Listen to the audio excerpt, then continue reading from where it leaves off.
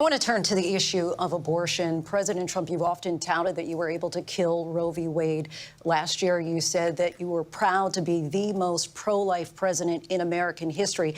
Then last month, you said that your administration would be great for women and their reproductive rights. In your home state of Florida, you surprised many with regard to your 6-week abortion ban because you initially had said that it was too short. And you said, quote, I'm going to be voting that we need more than 6 weeks. But then the very next day, you reversed course and said you would vote to support the 6-week ban. Vice President Harris says that women shouldn't trust you on the issue of abortion because you've changed your position so many times.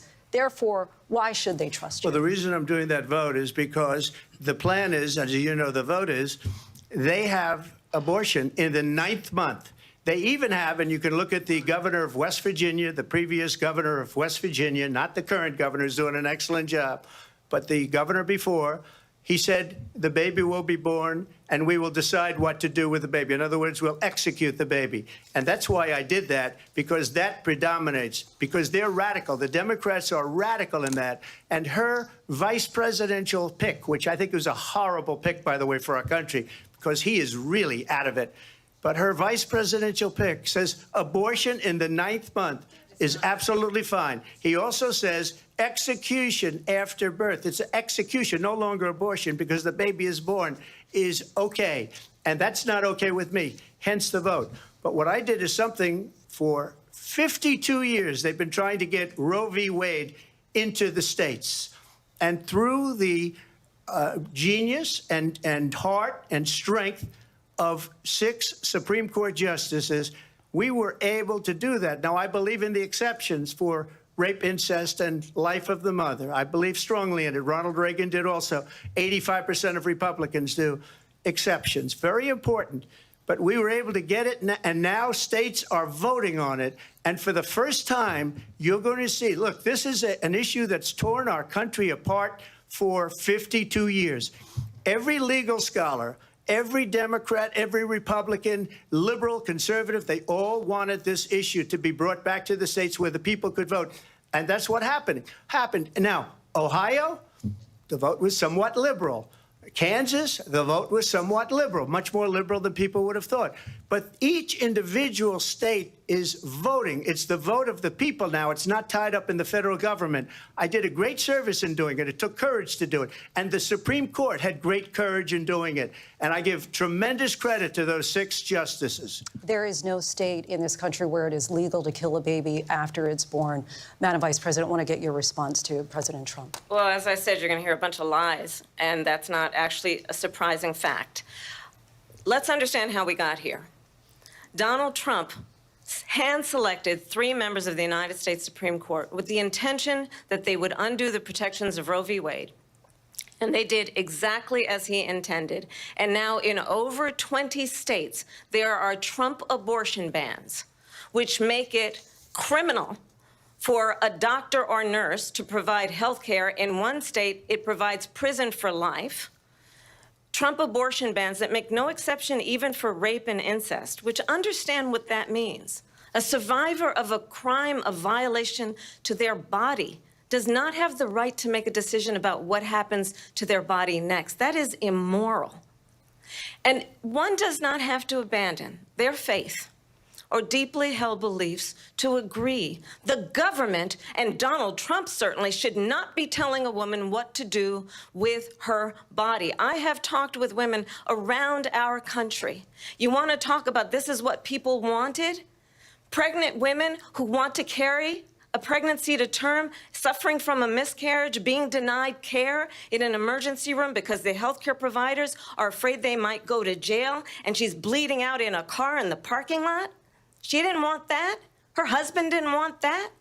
A 12 or 13-year-old survivor of incest being forced to carry a pregnancy to term. They don't want that.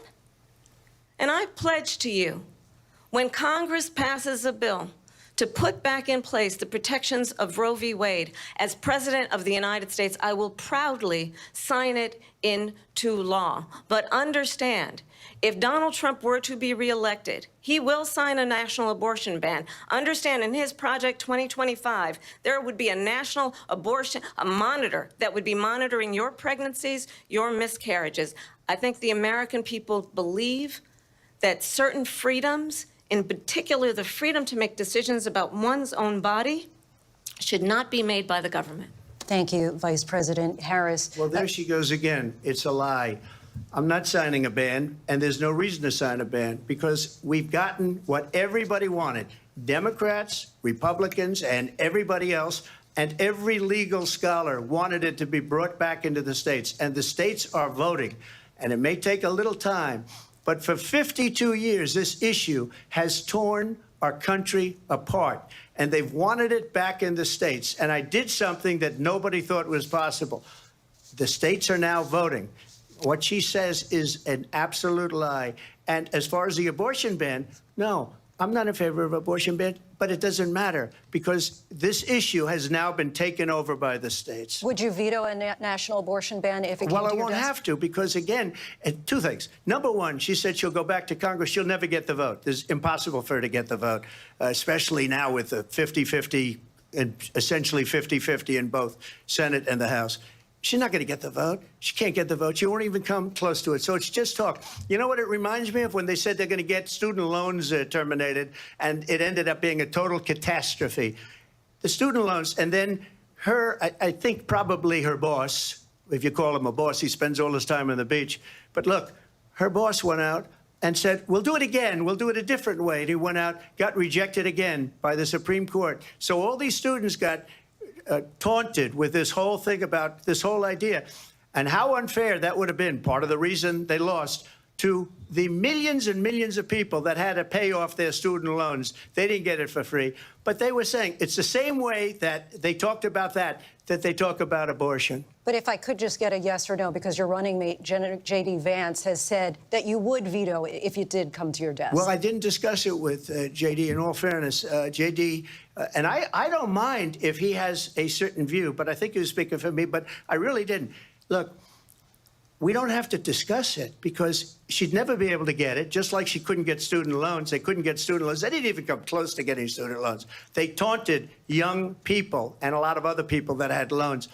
They can never get this approved. So it doesn't matter what she says about going to Congress. Well, wonderful. Let's go to Congress, do it.